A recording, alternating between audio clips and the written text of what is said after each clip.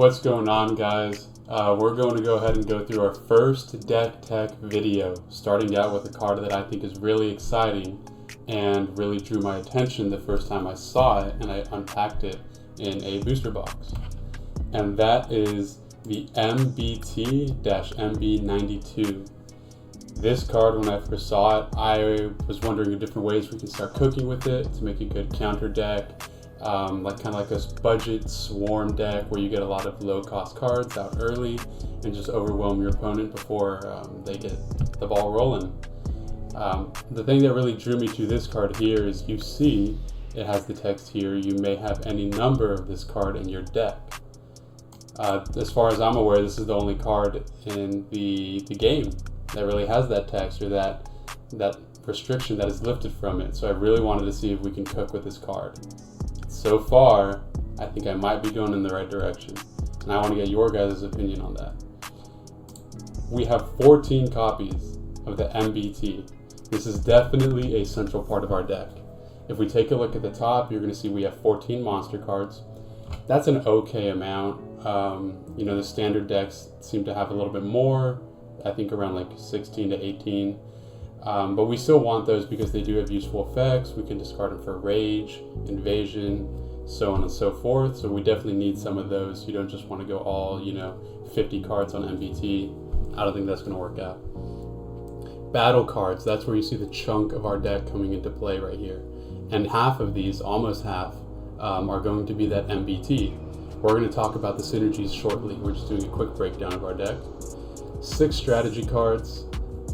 Again, we're really focused on battles and those MBTs with this deck, so these are all really going to supplement our MBTs or help us find other ways to win in a push comes to shove scenario where we really need to win through invasion. Another interesting thing to note is that we only have 4 2-footprint cards in our deck, and we're allowed 10. So this might be an area where we can improve the deck, further optimize it. Maybe as new cards come out, we'll get more 2-footprint cards that'll work really well here. But now that we've got that out of the way, let's just go into the strategy and deep dive what we're looking at here. As we mentioned, MBT-MT92 has Awakening 6. If you're in Zone 6 or beyond, this card is gaining plus 3,000 counter power. So you essentially have a rank 3 battle card that's giving you 4,000 counter power. So the idea seems to get as many of these as you can out onto the field as early as possible. And you're going to want ways to go ahead and get yourself to Zone 6 so that you can go ahead and power these guys up. Which honestly, just going from that gives me an idea of how we can already improve this deck that I have here. We can go ahead and add Godzilla advances. Let's see if we can edit this guy. Godzilla attacks. We're going to go, I believe it's colorless, so we're going to say Godzilla attacks. Apologies if my keyboard is pretty loud for you guys. Hopefully, with this setup I have here, it's not too bad for you. Let's take a look. Blue, I'm pretty sure it's a colorless card, right? So we're going to go to white. Godzilla, card name, blue, threat level. Oh, I see, I'm in the monster deck. Let's go to the main deck. White, strategy, keyword, Godzilla. Oh, here it is. Let's just stick with like 4 for now. We'll go down to 2. We're going to confirm deck, take a look back. For the time being, I'm going to go ahead and just remove 2 MBTs. We can add those, move those in later. So what this card is going to give us is it's going to give us the ability to immediately advance to Zone 6. From Zone 4, which, as we remember, that's our condition for MBT in order to get those buffs where we're going from 1,000 counter power to 3,000 counter power. Okay, so now that we've added these guys, you have more options, and you also have those 2 footprints that are in your deck in case you need that flexibility for invasion. Now you might be saying, well, 4K, that's not a lot of counter power. Not for all of these hoops and hurdles you're jumping through. You're taking up a lot of deck space. It's only 1,000 counter power, anything below area 6. We got cards to supplement this and to help us out though. Most notably, we're going to take a look at Mothra Larva and Mothra. So we start with Mothra Larva. Pretty standard, right? You have a rank 4, 3000 counter power. It's not the best, it's okay at best. But you do have that Evolution 7 trigger, which is going to allow you during your main phase, right at the start, basically the start of your next turn, you're going to fish for Mothra and evolve it. So you get this rank 7 card out by playing a rank 4, given that you're able to keep your larva out for at least one turn until your next turn. Now, if you read Mothra Larva into Mothra, you're going to see this very interesting synergy here. Whenever this card enters, you get to choose 2 battle cards in your zones, and you can swap their positions. All of your battle cards, rank 5 or lower, remember, MBT is rank 3, are going to get plus 3000 counter power. So really, when we take a look at this synergy, you're going to have these MBTs for 4000 counter power plus 3000 more. Now you're looking at 7000 counter power, and it's only a rank 3 card. So it's really not that hard to get these guys onto the battlefield. Basically, by your opponent's second turn, they're already auto advanced into into zone 3, because you get 2 free movements at the end of each turn. If they invade, you're actually getting to that condition very early on, because the opponent only has to spend 1 turn to get there. So the whole strategy here is to have your Mothras powering up those MBTs. You stack in zone 6, get this big widespread buff for your MBTs, so now they're all 7,000, and it's only a rank 3 card. You're getting those guys out pretty early. Now, there are ways for your opponent to remove your battle cards, of course. They can get rid of your MBTs. What are our options then? Well, we have a couple. First of all, as the deck stands, we have 12 of them in our deck, right? So we've got 12 MBTs, meaning you're going to have a high likelihood of drawing these guys just from playing the game normally, right? Just give me 1 second, guys. I'm going to go ahead and adjust this. Make sure we're all fitting on the same screen. There we go. Sorry about that. Hopefully that fixes it. We can see that a little bit more. All right. As I was saying, the MBTs. You guys have 12 of them in the deck as it stands, meaning you're likely to draw into them just by playing the game normally. So if your opponent discards 1 or 2 or 3, you still got chances to get more. But that's going to bring us into Biollante, who I think is a very versatile card in pretty much every blue deck, especially Evolution blue decks. So let's take a look at Biollante Rose Petal. It's a rank 3, and you're going to go ahead and get that Evolution 7 trigger at the start of your main phase.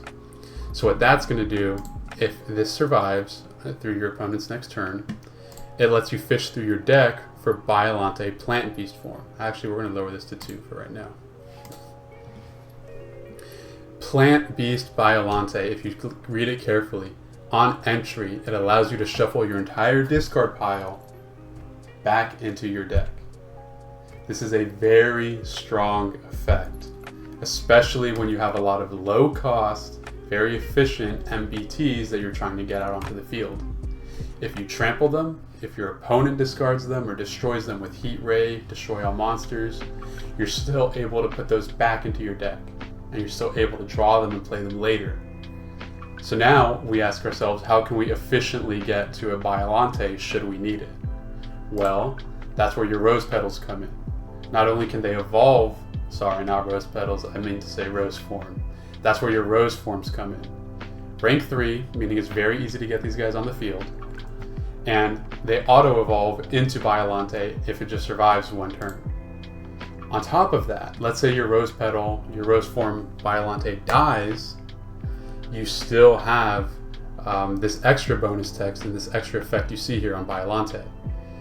If you have a Biollante card with Evolution in your discard pile, so this could either be another Biollante Plant Beast or a Biollante Rose Form, then its rank is reduced by 2, and now you're at rank 5, which makes it even easier to get this card onto the battlefield. So really, the purpose that this card serves in this deck as it is to shuffle your discard back in your deck and recycle those cards that you've already used or your opponent has gotten rid of to continue that pressure. Other ways we have to fish for this card are with our monster cards. So as you see here, an Enter the Battlefield effect on Godzilla, the monster card, right? If your opponent counters you once, Upon entry, you're selecting one rank 4 or lower battle card with evolution from this card, and you're playing it in the zone adjacent to this card. So that means your rose petals, or your rose forms, and your Mothra larvas you're able to fish out of your discard to get these effects of swapping your monster cards, buffing your monster cards, and now you're getting the shuffle effect on Biollante again.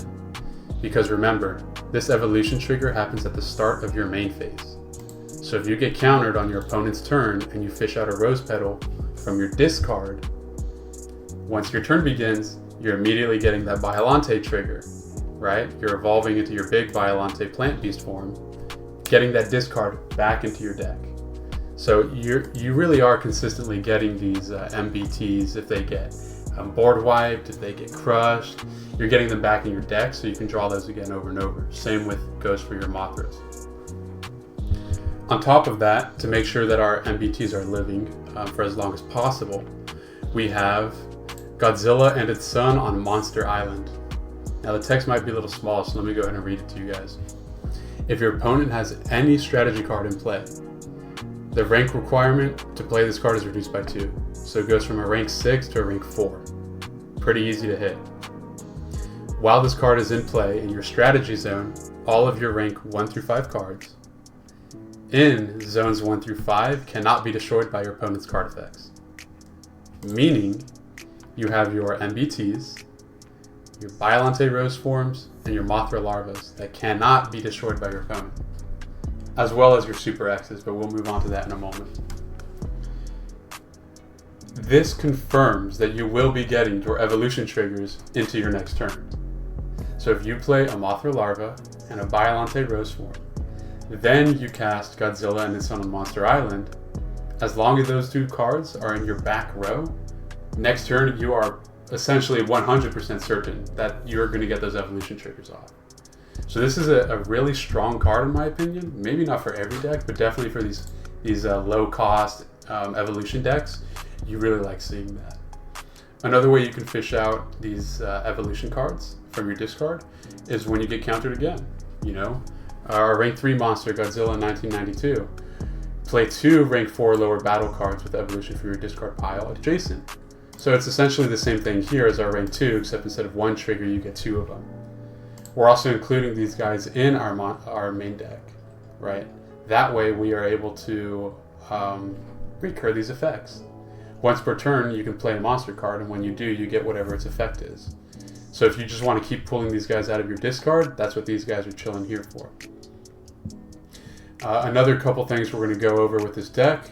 Of course, sometimes you want to win by invading. You don't want to go all in on counter if the situation presents itself. So that's why you have 2 copies of Destroy All Monsters in here to help you destroy battle cards.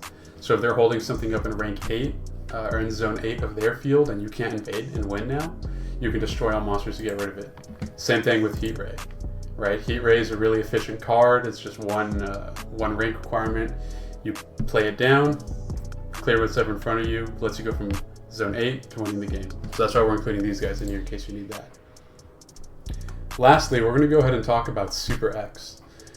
This is another card that is getting buffed by Mothra because it is lower than that 5,000 counter power that we saw. Or sorry, that rank 5 requirement, right? Super X is only rank 4. So this card, if we take a look at it, has 3,000 counter power plus 3,000 if adjacent to a Mothra. On Awakening 4, if this is in zone 8, you reduce your opponent's rage by 1. So this is a way to kind of seal out the game.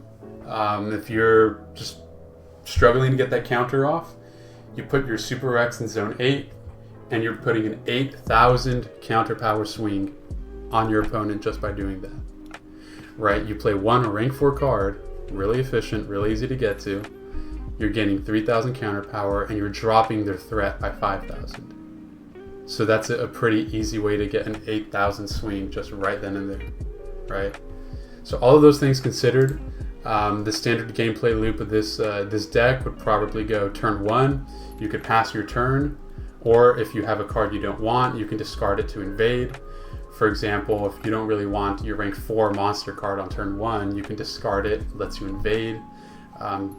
then at the end of turn, you're in zone 3 already. If your opponent does the same and they're in zone 3 at the end of their first turn, well, now you're able to start playing MBTs out. You can probably invade again and use the Godzilla attacks, put you into zone 6 to get you your awakening triggers. And of course, you can get your Mothras ready. Put out the Mothras. You can use your protection spells with Godzilla and its son on Monster Island to make sure it's confirming the evolution. In which case, you're able to relocate your MBTs, your Mothras, Super X, and you're able to start buffing those guys up. Right? If you are playing MBT and then you lead into a Mothra, as we already talked about earlier in the video, you're getting 1,000 plus 3,000 plus 3,000. That's 7,000 per card. So if you're getting all these guys on your play field, you're going to be swarming your opponent really quick, really easy. So hopefully I'll be able to get enough cards to build this deck, and I'd be able to try it out in a live game. I still think that there are ways it can be modified and adjusted. Of course, we could probably add more 2-footprint cards. We could go ahead and swap out a card here or there. Super X is pretty efficient. Some of these monster cards you might want to swap out, but really we have these evolution triggers so that we can fish stuff out of our discard again.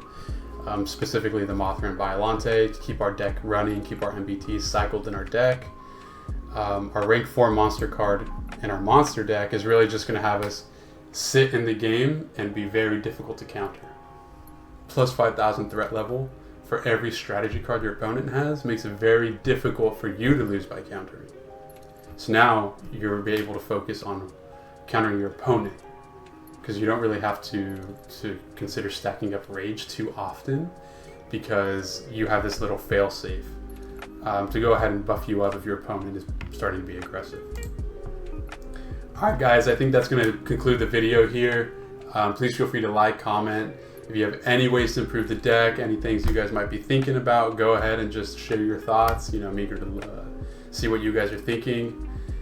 So far I think the deck looks good. Obviously playing it live would be a different experience, so be sure to share your thoughts, and I look forward to making more deck tech videos soon. Alright guys, take care.